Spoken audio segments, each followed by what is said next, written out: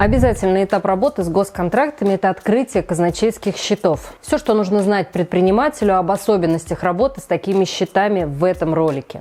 Если вы хотите зарабатывать на госконтрактах, без проблем и задержек получать бюджетные деньги на счета своей компании, это видео для вас.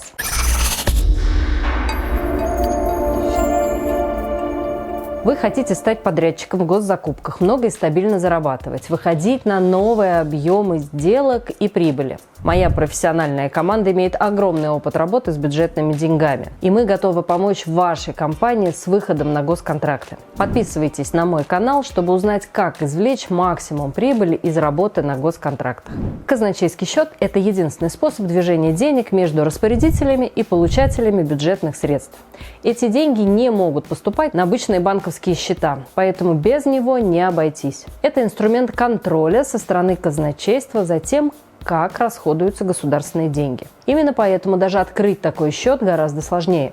Уже на стадии открытия есть очень много специфичных нюансов. Процедура резервирования счета, процедура сбора документов, карточка с образцами подписей и печати всех учредителей и уполномоченных лиц. С этими образцами, которые сверяют все бумаги, в том числе анкеты и заявления. Ну и, наконец, специальное ЭЦП для электронной работы с бюджетными деньгами. А еще от предпринимателей потребуют все имеющиеся документы, такие как устав, выписка с ЮГРЛ, ну и другие правоустанавливающие документы. Все это придется заверить у нотариуса. Типичная ошибка предпринимателя – это затягивать с этими процедурами. Да, они долгие, да, они скучные, но нужно все делать вовремя. Недавно ко мне пришла за помощью компания, которая выполняет работы, связанные с НИОКР. Большой объем работ уже сделан, государство уже готово рассчитаться за первый этап работ, но все застопорилось. Мы не видим, чтобы у вас были казначейские счета, и поэтому не можем перевести вам деньги. Так в казначействе сказали бизнесменам. То есть компания не могла получить заработанную выручку из-за того, что своевременно об этом не позаботилась. И цикл нужно завершить настройкой электронного бюджета, а не подачей документов в казначейство.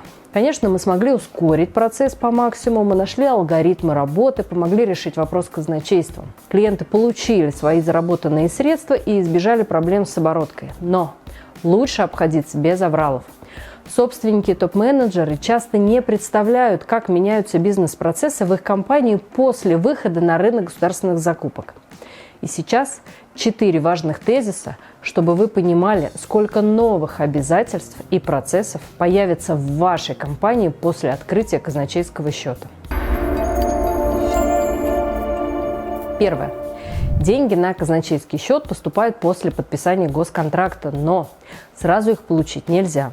Сначала придется отправить в казначейство документы, которые подтвердят целевое использование бюджетных средств.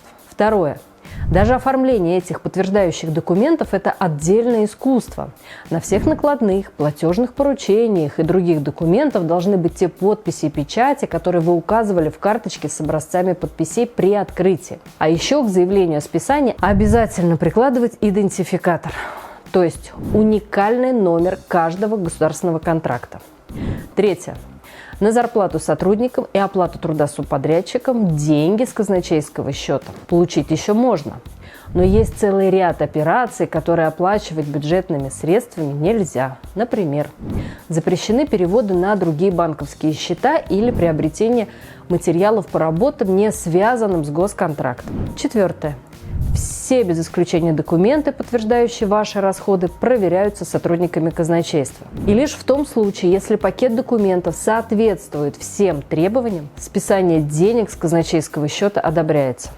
В случае нарушений компанию попросят сначала их исправить. И даже если это формальные, чисто бумажные недочеты. Это уже не говоря о том, что по каждому госконтракту у вас проверят еще и сроки, и факты реальных поставок, и реальную стоимость. Вы уже поняли, что система федерального казначейского надзора направлена на прозрачность. В том числе это касается расчетов между подрядчиками и субподрядчиками. И в идеале вся цепочка должна быть связана с казначейскими счетами.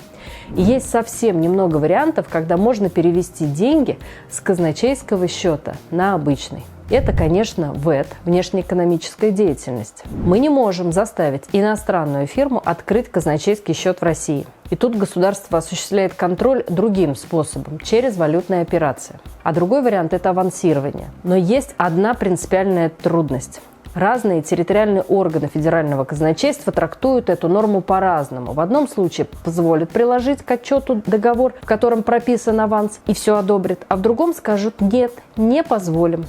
Придумайте другие способы, пожалуйста. И это распространенная проблема. Ко мне приходят клиенты с просьбой помочь именно с документальной упаковкой авансирования. Единых стандартов вообще нет. Все различается в зависимости от региона или даже от города. Просто оцените. В 2021 году работать через авансирование позволяли территориальное отделение Федерального казначейства Москвы и области, но не позволяли территориальное отделение Краснодарского края, например. Все зависит от внутренней специфики каждого отдельного казначейства. Обычному предпринимателю очень трудно разобраться во всех сложных нюансах работы с госденьгами. Авансирование – один из самых проблемных аспектов. Даже если у вас сильные бухгалтера и финансисты, им может не хватить банального практического опыта взаимодействия с казначейством. Но это не повод опускать руки. Приходите к нам за помощью. У меня прекрасная команда профессионалов, которые от и до знает сферу госзакупок. И мы всегда готовы выполнить за вас самые сложные аспекты этой работы. Вы можете прямо сейчас записаться ко мне на 30-минутную консультацию или связаться со мной, чтобы договориться о личной встрече в моем московском офисе. А у вас были сложности с открытием казначейских счетов? Или проблемы с получением бюджетных денежных средств на такие счета в вашей компании? Что самое сложное для вас в этих процедурах? Давайте обсудим это в комментариях к этому видео.